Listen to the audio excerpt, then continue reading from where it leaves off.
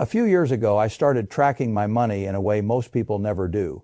Not because I wanted to become obsessive, not because I thought one perfect spreadsheet would save me from human nature, and not because I believed there must be one huge dramatic mistake hiding in plain sight that, once found, would solve everything. I did it because I had a suspicion that the real leaks in an ordinary financial life are rarely the loud ones. The loud ones are easy to identify: gambling your rent money, buying things you obviously cannot afford, running up debt with no plan and no shame. Most reasonably intelligent adults already know those are dangerous. What I wanted to understand was something subtler. I wanted to see whether some of the most expensive choices in life were the ones nobody even thought to question anymore. That is where my attention went. And what I found did not look reckless. It looked normal. That is what made it so dangerous.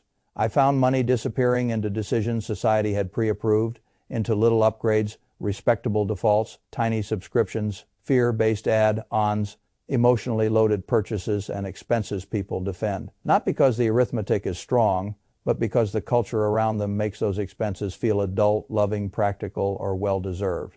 That is where a great deal of waste lives. Not in spectacle, in default settings. Most people do not allocate money, they react with money. A bill comes, a payment renews. A lender says you qualify. A company offers a trade-in, an app promises convenience, a store asks whether you want protection. A relative implies this is the one day in your life when money should not matter. A piece of marketing says this is what care, success, beauty, or responsibility looks like. And because the decision is wrapped in so much social approval, the person stops treating it like a real economic decision at all. That is what I think deserves more attention, because I have never believed the average household stays financially tight only because it makes one or two giant mistakes. More often it stays tight because it makes 100 tiny respectable ones and never lays them side by side long enough to see what they are doing together. A person can make a decent income, work hard, avoid obvious foolishness, and still feel pressure for 20 years if the structure of his spending is built from unexamined normality. That is why I wanted to see the structure clearly. And once I saw it clearly, I could no longer pretend that many ordinary purchases were harmless just because they were common. So let me tell you about 8 things people waste money on all the time, very often without calling it waste, and what I would rather do. Instead, the first is buying cheap. Now, I have spent my whole life being careful with money. I have no interest in paying for pure image. I do not admire spending more just to feel grand. So when I say buying cheap can be wasteful, I am not saying everybody should become luxurious. I am saying that low price by itself is a terrible standard if the thing will be used often, must work well, or keeps failing and forcing you back into the market again. The phrase buy cheap, buy twice survives because it keeps proving itself. A cheap toaster fails. A cheap kettle irritates you. A cheap chair damages your back. A cheap pair of shoes wears out quickly. A cheap jacket lets cold air in. A cheap phone charger frays in 3 months. A cheap frying pan warps. A cheap suitcase dies halfway through its useful life. The first loss is obvious, you pay once. The second loss is more interesting, you pay again. But there is a third loss people miss: cheap purchases that disappoint often remain in the house long after they stop being useful. They sit in cupboards, drawers, basements, spare rooms, and corners of garages because getting rid of them feels like admitting the money is gone. That feeling has a name: sunk cost. Human beings are very bad at walking away from something once they have spent on it, even when keeping it does nothing except preserve the illusion that the original decision may yet be justified. It is a funny bias because it reaches far beyond objects. People stay in bad jobs because they already invested years. They stay in fading relationships because leaving now makes the old investment feel wasted. They finish boring movies in the cinema because they paid for the ticket, even though they would have shut the same movie off in 10 minutes if it had been free at home. The object or situation stops being judged on present value. It gets judged through the lens of already spent money or already spent time. That is irrational, but it is common. And in a household, this bias quietly multiplies waste. A person buys the cheapest version of something that did not deserve to be purchased in the first place, discovers it is poor, then stores it instead of discarding it, then often buys the better version later anyway. Now he has paid for a fantasy, paid for disappointment, paid for clutter, and paid once more for the thing he should have bought if he truly needed it. That is not thrift. That is confusion. What I do instead is ask 2 brutally simple questions. How often will this be used? And what problem does it actually solve? If the answer to the first question is every day, then price by itself is not the right lens.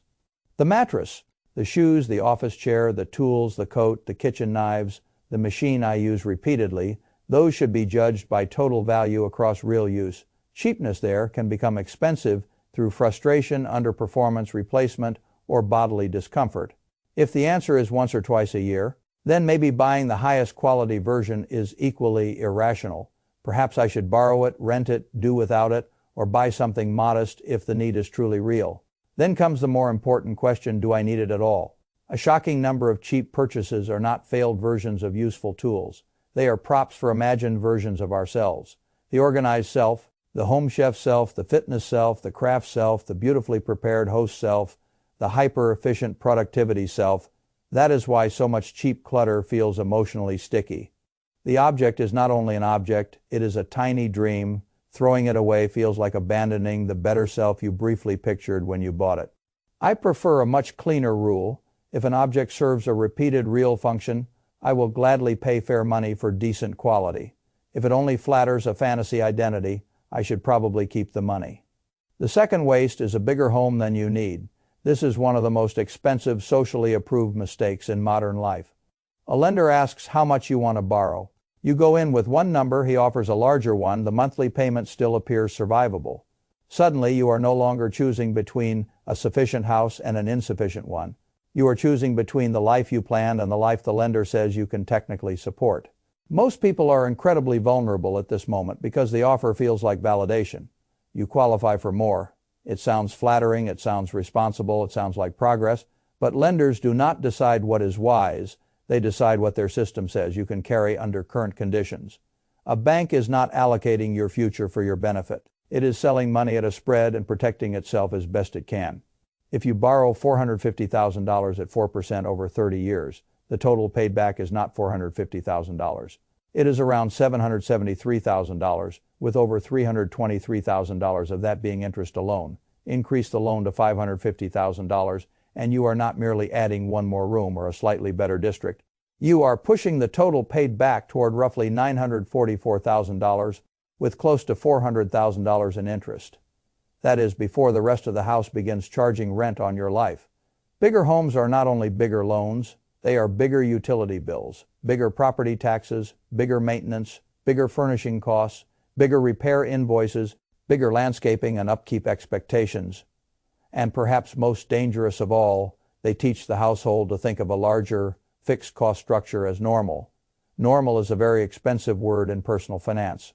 Once a payment becomes normal, people stop questioning what it is costing them in alternative futures. That is the tragedy of the oversized house. People often defend it emotionally while never fully pricing it economically. They say the children need more room. They want a better school. They have earned the next step. They want a kitchen that reflects where they are in life. Fine. I am not saying homes are only spreadsheets. A home is also emotional. But emotional does not mean exempt from arithmetic. There is no law saying a baby cannot live in a one-bedroom for a while. There is no law saying every child needs a separate room the moment the second child arrives.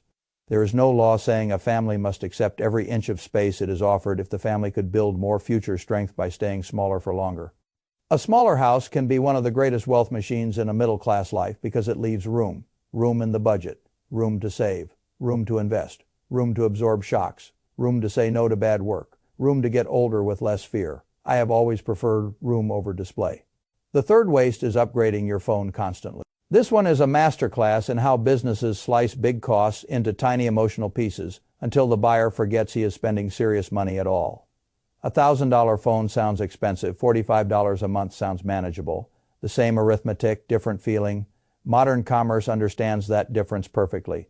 The phone is always with you. It is visible. It is status, convenience, entertainment, work, social connection, and mild vanity wrapped in one object that makes people unusually susceptible to marketing around it.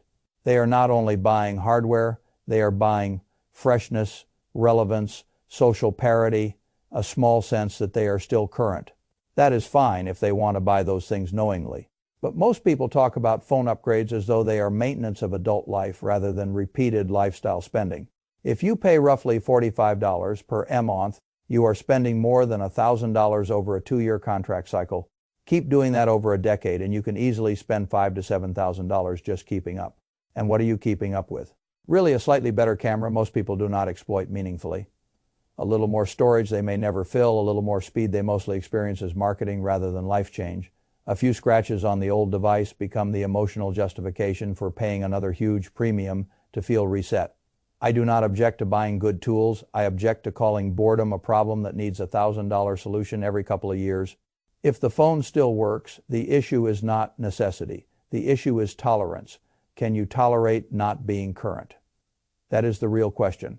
A person with good money habits learns to separate working from exciting. An unexciting device that still performs its job is not an emergency. It is simply a visible test of whether you can resist marketing pressure long enough to let utility outrank novelty. The fourth waste is diamonds, especially when bought under the influence of invented traditions. I have always enjoyed watching industries invent a script, repeat it long enough, and then observe society treating the script as moral truth. The notion that an engagement ring should cost 1 month of salary or 2 months or 3 is not ancient wisdom. It is marketing dressed as culture, and marketing becomes most dangerous when people stop seeing it as persuasion and start seeing it as expectation. Now, I am not against rings. I am not against symbolism. I am not against spending on meaningful beauty if it matters to the people involved. What I am against is expensive conformity disguised as romance. An engagement ring usually loses a substantial amount of value the moment it leaves the store. Not because it is fake, because the retail markup is huge, the branding is huge, the presentation cost is huge, and the buyer is usually paying not only for the stone, but for the story around the stone. That is what adults should understand before they spend. If you never plan to resell the ring, does resale still matter? Yes, not because you are likely to sell it, because resale reveals how much of your purchase was object and how much was theater. There are alternatives people routinely ignore because the official script is so well defended. Vintage rings, estate jewelry, custom designs, purchasing the stone and setting separately, lab-grown diamonds that are made of the same essential material, are nearly impossible for ordinary people to distinguish visually and often cost dramatically less. Many people resist these choices not because the alternatives are bad, but because the social script told them love should look a certain way. I distrust any industry that tells people the price of the symbol is evidence of the sincerity behind it, meaning deserves more respect than that. The fifth waste is luxury spending disguised as investing. This one is especially sophisticated because it allows people to keep their self-image as financially responsible while spending on things that are obviously not necessities. A person wants an expensive chair bag, piece of furniture, office object, or some premium item that will improve comfort or status. The price feels high enough to require a defense. So the mind starts building one. It is quality, it will last, it may improve productivity, it may save money over time, it may hold value. At times, some of this may be partially true. A better chair may be more comfortable, a better desk may last longer. A well-made object can produce more pleasure and less annoyance than a poor one, but that does not make the purchase an investment in the financial sense. An investment should improve your financial position. It should generate cash compound value, reduce a meaningful recurring cost, or create some credible, measurable economic return. A nicer object can improve life. Good. That is enough. It does not need to be relabeled as a capital allocation triumph. I think people would make cleaner decisions if they were willing to say the honest sentence. I want this. It is not necessary. It will not make me richer. But I have decided the pleasure is worth the cost. That is far healthier than dressing desire in investment language, just a quiet internal discomfort, because once every indulgence becomes an investment, the mind loses one of its few useful warning systems. It becomes a lawyer for every impulse. And lawyers paid by impulse seldom lose cases. The sixth waste is extended warranties. This is one of the simplest and cleanest examples of fear being monetized. You buy something expensive, a laptop, a television, an appliance, you reach checkout. The salesperson or the website asks a soothing question, would you like protection? The wording does a lot of work. Protection, peace of mind. Better safe than sorry. What it often means is this. Would you like to give us more money because the odds are in our favor and you are tired enough, anxious enough, and recently committed enough to the main purchase that you may agree? Most products do not break during the extended warranty period. Many that do can be repaired for less than the cost of the warranty. Many purchases are already partly covered by the manufacturer. The retailer or even the credit card used to buy them, but because the offer appears after the main decision, people are vulnerable. They have just spent a meaningful sum. Now their imagination begins producing failure scenarios. A good merchant understands that fear and monetizes it. I do not say that with outrage. I say it with clarity. This is a profitable business model because most buyers do not use what they are purchasing. I prefer another system entirely. Build your own repair fund. Accept that some things fail and most do not. Keep enough liquidity in life that a broken appliance is a nuisance, not a moral emergency. Then you retain the money instead of constantly prepaying businesses to reassure you about statistical possibilities. That is a much stronger arrangement. The seventh waste is weddings that turn into debt events. I am not going to call weddings a waste. That would be lazy. A wedding can be one of the few days in life when the people you love most are all in one place, seeing you at the threshold of a major commitment. That has human value. The problem is not the existence of weddings. The problem is the machine built around them. The machine knows exactly how to exploit emotional exemptions. This is the most important day of your life. It only happens once. Do you really want to regret not doing it properly? Now, every florist, venue, photographer, baker, and planner has permission to translate emotional significance into extra invoices. The couple is vulnerable because they are not pricing one object. They are moving through a sequence of highly charged choices. Each one sounds small relative to the total. Each one is framed as enhancing the memory. Each one is benchmarked against what friends did or what social media now treats as baseline ceremony quality. That is how budgets die, not from one outrageous decision. From many little approved exceptions, I do not object to a meaningful gathering. I object to financing social theater. Borrowing to fund the day you begin a marriage is one of the least romantic trades in modern life. The flowers fade, the debt remains. The guests go home. The invoice stays in the relationship. A wedding should be funded by intention, not by pressure and momentum. A couple should decide early what truly matters to them and cut the rest without shame. That is what adults do when significance and arithmetic meet. The eighth waste is streaming subscriptions and the whole modern subscription drip model. This category looks harmless precisely because it is so fragmented. One service for films, one for sports, one for one specific series. A music app, a cloud app, a forgotten trial, a piece of software you no longer use, a gym membership you emotionally hope to return to, an annual renewal hiding in a monthly life. None of it looks dramatic. Together it becomes a silent payroll you are running for companies that may no longer be earning their money from you. I do not mind paying for entertainment. I do not mind paying for tools. I mind paying for unexamined access. That is what many modern consumers are doing. They are not paying for value they actively use. They are paying to preserve options they like having on paper.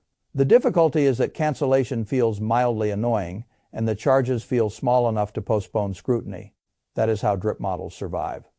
The better question is not whether entertainment is allowed. The better question is whether the service is alive in your life this month. If not, cancel it. You can always return later. That sentence alone could save households a surprising amount over time because most subscription waste survives by pretending re-entry is impossible. It is not. What ties all of these together is not only money, it is unexamined normality.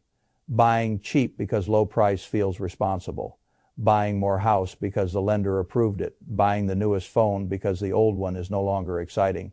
Buying diamonds according to advertising rules. Relabeling luxuries as investments. Buying warranties because fear is easy to sell. Turning weddings into debt because significance got merged with performance. Funding subscriptions because options feel better than decisions. This is how money disappears in ordinary, respectable lives. Not through scandal, through scripts. That is why I began tracking money more carefully in the first place.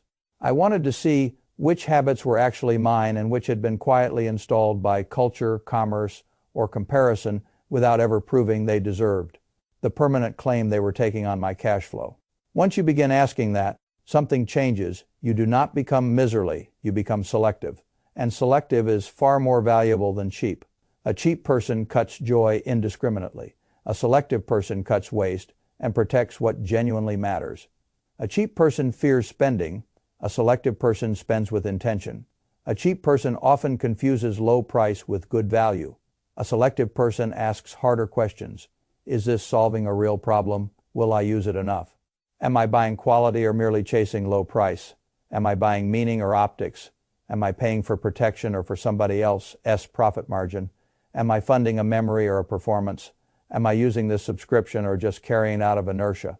Those questions are worth a great deal because money rarely disappears, only in obvious ways. More often, it is nibbled away by assumptions nobody ever stopped to challenge. And once you start challenging them, money begins to feel different. Not because you suddenly earn more, because you stop leaking what you already earn into places that never deserved it.